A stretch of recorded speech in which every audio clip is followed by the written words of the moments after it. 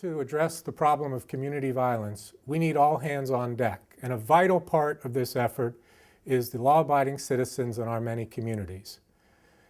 One great example of this program is MADDADS, where 20 fathers in the community of Wilkinsburg invested their time and energy to take back their communities and invest on behalf of our youth. The MADDADS program is a great program, and we need to spread it across all of Western Pennsylvania. MADDADS began in 1989, 24 years ago in May.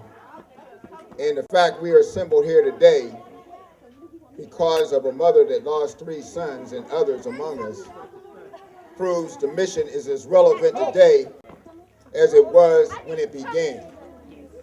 We have some brochures that you can get at our table over here, and it has a statement on the back of it that was made by the 3 men that founded MADDADS in 1989.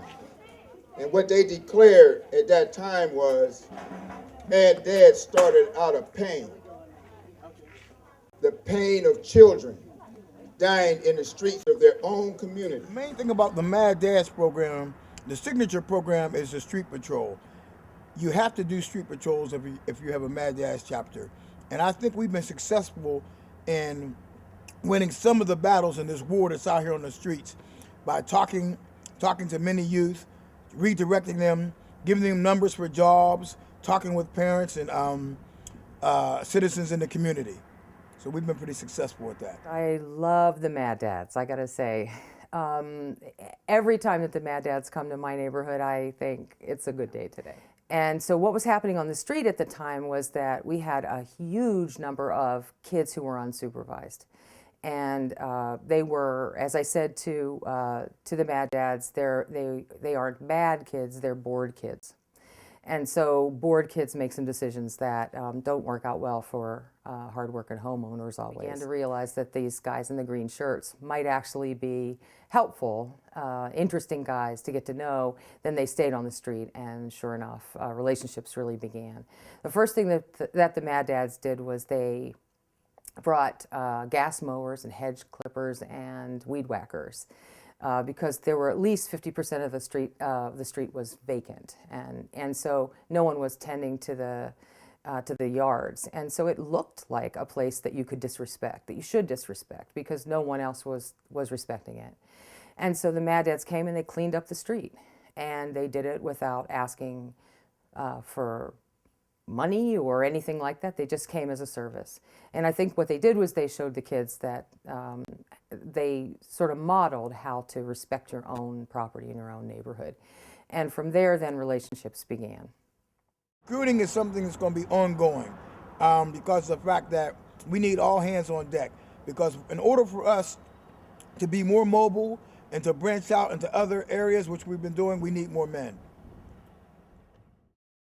None of those kids knew what was going on around. If we look at that from that point backwards, we can understand why it's imperative that someone, if we have the numbers, has to step back, call 911, watch each other's backs. I mean, remember, you know, my brother. Now, if one of us, or 2 of us, or 3 of us are going into the fight, and we're trying to pull someone's brother or sister off of it, that other individual is potentially a problem for one of us. Get off my brother. Up with hope, down with dope. Up with hope, down with dope. Up with hope, down with dope. Up with hope, down with dope. Amen. We stand in the gap for our children in our community because we care. Amen. And we all MADDADS, and we make an aim to do better in our community. Amen. And support our people. Amen. Amen. Help our community stay alive. Amen. Wow. Amen. I'm tired of hearing the news reports of our children dying in the street. Amen. MADDADS is something that we need to take statewide. I mean, it's a situation right now where you're talking about men in the community going out, whether it's late at night, into the dangerous alleys, or whether it's just around the schools, promoting positivity, promoting positive health, letting young people know that they don't have to be out here in these streets.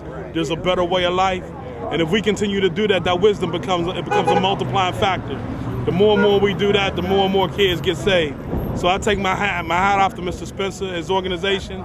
They don't support the initiative. They're committed to change. And as long as you got people that's committed to change, you can convert anybody.